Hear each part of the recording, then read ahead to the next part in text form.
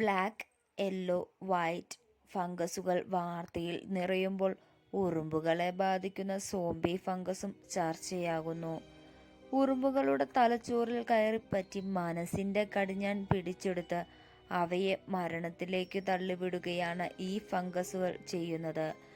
Zombie ഫംഗസിന്റെ വിചിത്ര പ്രവർത്തനങ്ങളെക്കുറിച്ച് നമുക്ക് നോക്കാം. Welcome to my channel ഇടുക്കിക്കാരീസ്.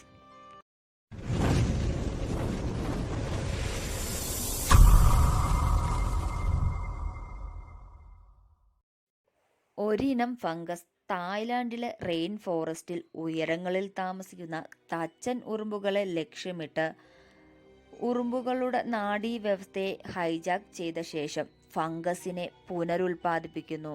ശേഷം പ്രാണികളുടെ സ്വഭാവം മാറ്റി ഫംഗസിനെ ഉറുമ്പിന്റെ തലയിലും ശരീരത്തിലും നിറയ്ക്കുന്നു. ശേഷം പേശികൾ പാഴാക്കി പേശീനാരുകൾ പരസ്പരം പടർത്തുന്നു. അതിനുശേഷം ഒരു ഉറുമ്പ് 3 മുതൽ 9 ദിവസത്തിനുള്ളിൽ സോംബി ആയി മാറുന്നു.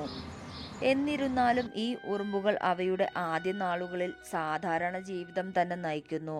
പിന്നീട് അവ വേറെ കൂടുകൂട്ടി മറ്റു ഉറുമ്പുകളുമായി ഇടപഴകുകയും ഭക്ഷണങ്ങൾ കൈമാറുകയും ചെയ്യുന്നു.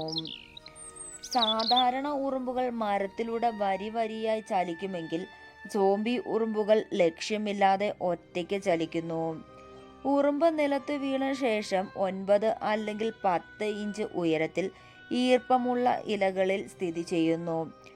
കുറച്ചു ദിവസങ്ങൾ കഴിയുമ്പോൾ ഈ ഉറുമ്പുകൾ ഈ ഈർപ്പമുള്ള ഇലകളിൽ മുറുക്കെ പിടിക്കുന്നു.